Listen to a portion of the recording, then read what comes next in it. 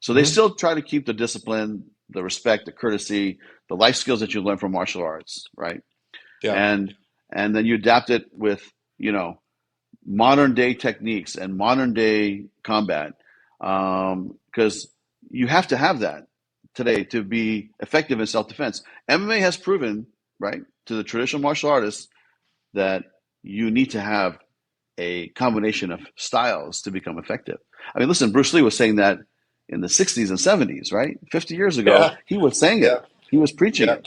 And so to me, it took the traditional martial artists to get to, you know, to this, for MMA to show up, for MMA to evolve, for MMA to really, because I think that, you know, the good instructors today will keep the tradition alive, but also adapt and, you know, and be, uh, they owe it to their students to show them the best way of combat, the best way of self defense too, because there is a self defense component to martial arts, right? So if you're not in a school that's not adapting and you're just doing one style or one system and you're not doing everything, I think that, you know, it's a disservice to the student. I think that it should be you know, something that people adapt. And my instructor was great because in the 80s we were doing eskrima, right? And you think, oh, Hmm. what's the big deal? You're doing eskrima because he's, you know, my instructor's Filipino, so he loved Eskrima, wanted to do something for the culture of of where he grew up, and or not where he grew up, but his ancestry grew up. So he started doing Eskrima, which is, you know, Filipino stick fighting, snipe fighting. And back then it was like taboo because styles didn't mix styles back then. It was, you're either the karate guy, you're the kung fu guy, you're the taekwondo guy. Everybody hated everybody, nobody got along, and my style was the best, right? That Pride. was the attitude. Yeah, a lot of Yeah, pride. A lot of that's pride the in. attitude. How about the Sifus or the faked instructors that would buy lots of trophies and like I can't touch you because this move's too deadly. Remember? That was a big thing in the 70s. I saw a couple of those. I Hey, Yeah, mean, there's. Scotty, I got a question for you as a promoter. You know, and this is a serious, serious question, and please Okay. answer it honestly. Okay. How come you never, ever, ever, ever consider signing some of these grandmasters that can touch you and you fall on the ground and they tore your finger Dim without Mak. touching you? Why have you not taken that into consideration and bring them on board to show the world what a great thing this art is without touching people and you can flip them around? I mean, why haven't you done that? I mean, I just want to Yeah. know why You hasn't know, any of them guys got an opportunity? I should look into that, Javier. I should look into that. That might be some great opportunity there for me ahead. But you know, it's, you know, listen, I think I've seen it all, man. Like in my time, traditional martial arts, like I've seen everything, including what you're saying right now, right? It's like, you know, it's just different But strokes for different folks, man. but That's, I'm you correct, know, right? I mean, come on, Scotty. I mean, you gotta put those guys on, bro.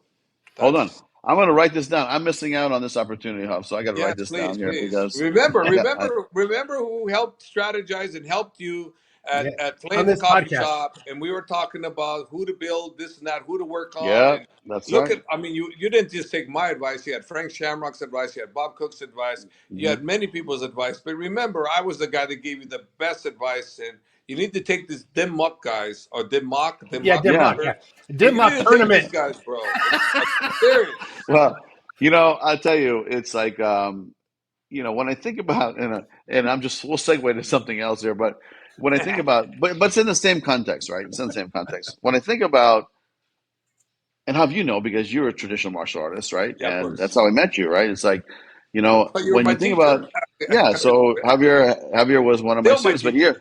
but he came in honestly, Len, and he already had tremendous skills. I mean, the guy was already a great martial artist when he walked into my school. So, but if you think about the history of combat sports in USA, right? I look at, I mean, I came in the very beginning of, let's say, I want to say a movement of, let's say, kickboxing was ongoing, but the era of traditional karate fighting was to me was like still in play, right? Like the great fighters like Chuck Norris, Joe Louis, you know, Mike Stone, all these guys were Superfoot. fighting Super. Superfoot. They're all fighting traditional karate, and then they got into what they call full contact karate. Think about that. Hmm. They went from traditional karate to full contact karate, and that's what Javier first fought was. 8 kicks above the waist, had to wear the long pants. Everybody had to have a mullet, right? And it was just What do part you of mean the everybody had that a mullet? Yeah. yeah, it was the Okay. 80s, man. It was the 80s, bro. So everybody had to have a mullet, and then Okay. and then they basically throw 8 kicks and then just go box, right? Yeah. But there's no takedowns. There's no leg kicks. Howard Hansen was doing leg kicks in the 80s with Ben Urquidez and doing his thing. But I feel like I saw the evolution from point karate to like full contact. They call it full contact fighting, right? And then, and then we did kickboxing, and then we did Muay Thai, and then, MMA came. And then back then it was called No Holds Barred, right? Do you remember I that? loved it. I loved it. NHB. Yeah. NHB, right? So that's was a transition, and then UFC shows up. But I would say that period of time, you think about how much growth between, let's say, Joe Louis was one of the first guys, and I mean Joe Louis, the karate fighter, not Joe Louis, the karate teacher, Mm-hmm. not Joe Louis, the boxer, but he was the first one to really do like a full contact match on live TV with, basically pants and boxing gloves and no shirt, and it was like, and that was the evolution. That's when I feel like I watched all this unfold and kind of saw the evolution of that early period from transitioning from point karate to full contact karate to kickboxing to MMA or to Muay Thai to MMA, and then and I'm talking about like the history here, not in Asia, not in Thailand, not in but the history here in the United States. Like if I were to write a book on the transition of combat sports of MMA, I would be able to write, I think, the lineage properly. And Yeah. a lot of those guys are still around. Joe Corley's still around. Mike Sawyer's still around. All the guys that were like promoting back in the 70s and 80s, they're still around. And we've done business with Mike Sawyer. We started ISK together. Joe Corley, we still talk. And he's definitely one of the original guys that when you look back at one of the earliest fights of full contact karate, it was Joe Corley fighting Bill Wallace on ESPN back in, like, I would say the late 70s, right? Yeah. So I feel like I've seen a lot of evolution in combat sports, and I feel like I was lucky enough to see, and I was young back then, to see the transition from point karate to full contact karate, and then full contact karate to, let's say, kickboxing, and then kickboxing to Muay Thai, and and so forth. But there is a history, and it's not that old, Len. And Well, Javier I'm knows. talking. You guys are such the part of it, and I was talking to your other friend Peter Chin today because he's got his book coming out. And I'll Right. promote that more later.